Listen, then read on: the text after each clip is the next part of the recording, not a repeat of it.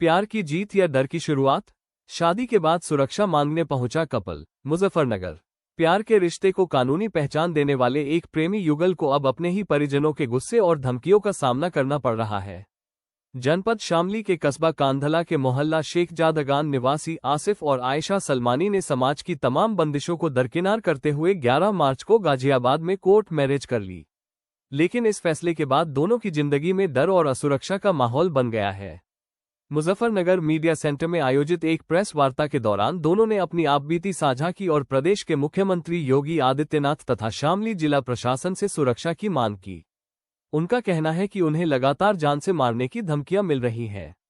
आयशा सलमानी ने आरोप लगाया कि उनके परिवार के कुछ लोग इस शादी से नाराज हैं और लगातार दबाव बना रहे हैं।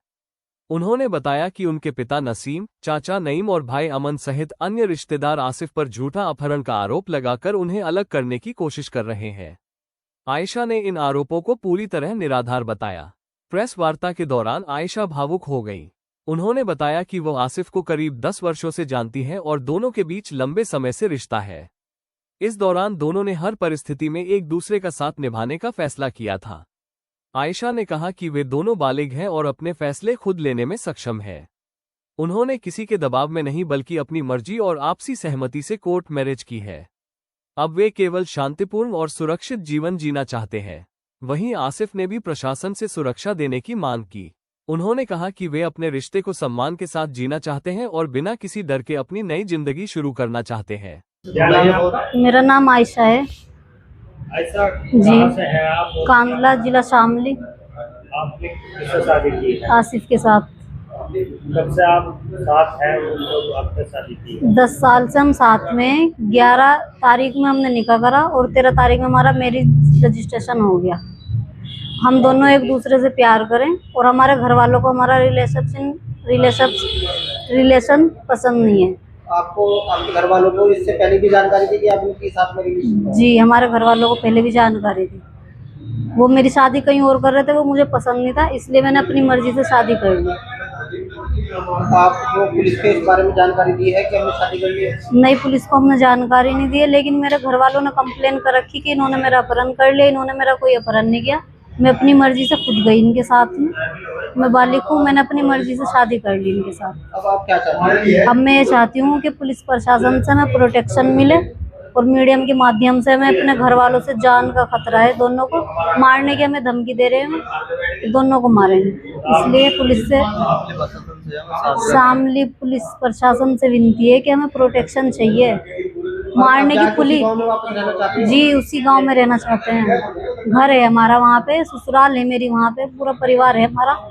उन्होंने हम स्वीकार कर लिया। तो आपके घर वाले क्या करते हैं जो आपको काम करते हैं? घर वाले मेरे ऐसा तो कुछ नहीं करते, लेकिन खुली धमकी दे रहे हैं। दोनों को मारने की खुली धमकी दे रहे हैं जी। दोनों को मारने की खुली धमकी दे रहे हैं कि दोनों कहीं भी दिख गए दोनों को मार देंगे।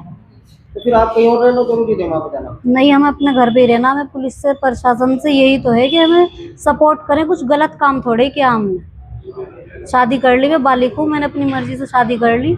हमें अपने कांधले में रहना, वहीं रहना चाहते हैं।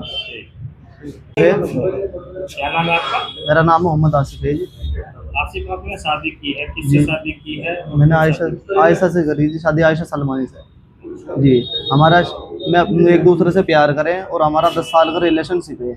हम एक ही मोहल्ले के रहने वाले हैं, लेकिन थोड़ा सा क्या है, अदर कास्ट है और इनके घर वाले मुझे मारने की धमकी दे रहे हैं और इसको मारने की धमकी दे रहे हैं।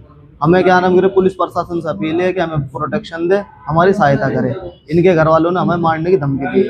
हम बालिग हैं, हमने अपनी मर्जी से शादी करी। शादी करना कोई अपराध नहीं है और हमारे देश में, हमारे हिंदुस्तान में इस चीज़ को स्वीकार किया है कि हम बालिग हैं, बालिग होकर अपनी शादी कर सकते हैं।